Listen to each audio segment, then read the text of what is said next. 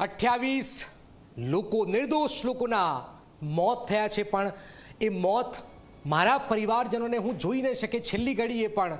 અને આ પરિસ્થિતિ દીક્ષિતાનું નિર્માણ થયું છે ને મારા સ્વજન જ્યારે મૃત્યુ પામ્યા છે ને એનું છેલ્લું મોઢું પણ હું નહીં જોઈ શકું. આનાથી કમનસીબ વાત કઈ કહી શકાય?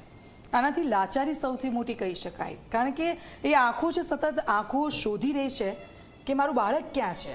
તો રાજકોટના ગેમ ઝોન અગ્નિકાંડમાં કુલ 28 લોકોના જે મોત થયા છે. એર એમ્બ્યુલન્સ મારફતે ડીએનએ ગાંધીનગર ખાતે મોકલવામાં આવ્યા છે. આ ડીએનએ ચેક થશે અને ત્યારબાદ આ મૃતદેહ કોના છે તેની ખબર પડશે. સવારે 4:30 વાગે ડીએનએ ગાંધીનગર મોકલવામાં આવ્યા છે. આપ જુઓ, એ હદે છે મૃતદેહો બળી ગયા છે, સળગેલી હાલતમાં છે કે તેમની ઓળખ કરવી મુશ્કેલ છે ને એટલા માટે ડીએનએનું ચેક કરવામાં આવી રહ્યું છે. પરિવારજનોના બ્લડ સેમ્પલ લેવામાં આવ્યા છે અને 11 મૃતદેહ સિવિલ હોસ્પિટલના કોલ્ડ સ્ટોરેજમાં 48 કલાકનો સમય થશે ડીએનએ ટેસ્ટ કરતા. સપના સતત જોડાયેલ. સપના, ડીએનએ ને બધી તપાસ થઈ રહી છે, 48 કલાકનો સમય થશે. હાલમાં શું ખબર સામે આવી રહી છે સપના?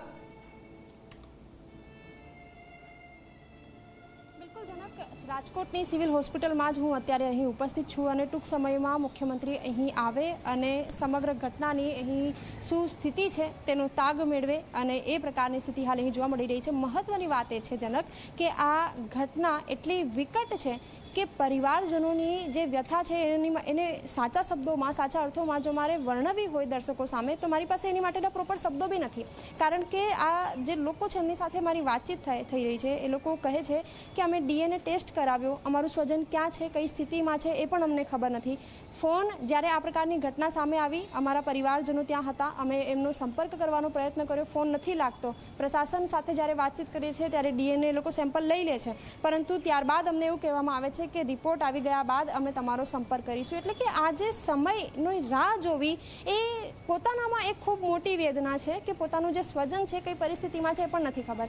અને ઘણી વિકટ પરિસ્થિતિ તો એ છે કે જે ડેડ બોડી છે એ એવી સ્થિતિમાં છે કે એને શેમાં લઈ જવી એ પણ એક સૌથી મોટો સવાલ છે. એટલે કે ખૂબ વિકટ આ પરિસ્થિતિ છે અને આ પરિસ્થિતિના કારણે જ જે પ્રકારની જનતાની વેદના છે એની માટે જ મુખ્યમંત્રી અહીં થોડાક સમયમાં પહોંચશે પણ કરી.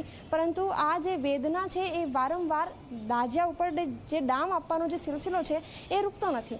અમદાવાદના શ્રેય હોસ્પિટલમાં પણ આ જ પ્રકારની ઘટના એકવાર બની હતી કે જ્યાં દર્દીઓ જીવતા હોમાઈ ગયા હતા આગને. આ જ સિલસિલો સુરતમાં પણ જોવા મળ્યો, આ જ સિલસિલો મોરબીમાં પણ જોવા મળ્યો અને આ જ સિલસિલો વડોદરામાં પણ જોવા મળ્યો અને હવે આ રાજકોટ. એટલે કે થોડાક સમય પહેલાં જે પ્રમાણે તમે વાતચીત કરી રહ્યા હતા કે માત્ર શહેર બદલાય છે, સ્થિતિ એની એ જ રહે છે. અને શું કારણ છે આ પાછળ કે આની આ જે પરિસ્થિતિ છે 1 વર્ષનો અંતર પણ નથી લેતી. દર 1 વર્ષમાં ગુજરાતના જે નાગરિકો છે એમને એકને એક નવા ડામ આપવામાં આવે છે.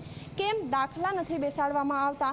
અને જો દાખલા બેસી જાય તો કદાચ આ રાજકોટની જે ઘટના છે એ રાજ્યના કોઈ પણ નાગરિકે જોવાની સ્થિતિ ન બની હોત, પરંતુ દાખલો બેસાડવામાં નથી આવતો. અને એનું જ આ પરિણામ છે કે આજે આ જે પીડિત છે, જે સગા સંબંધી છે એ તો દુઃખી છે જ, પરંતુ સાથે સાથે રાજ્યનું કોઈ પણ વ્યક્તિ આજે આ ઘટનાથી ખુશ નહીં હોય અને તેમની આંખોમાં પણ એટલી જ પીડા હશે, એટલી જ વેદના હશે.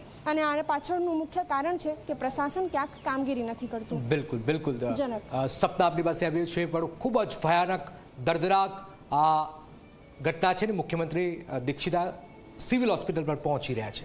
બિલકુલ સવાલ એ થઈ રહ્યો છે કે કોની ચૂક? અધિકારીઓની ભૂલ? પરિણામ કોણે ભોગવ્યું?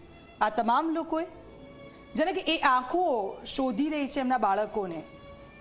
પતિ પત્ની છે એ લોકો પણ ત્યાં પહોંચ્યા હતા, કોના કાકા હતા, કોના સ્વજન હતા, ઘણા બધા લોકો હતા. એક જ પરિવારના 7 લોકો તેમાં હોમાઈ ગયા છે. હજી પણ એ આંખો તમને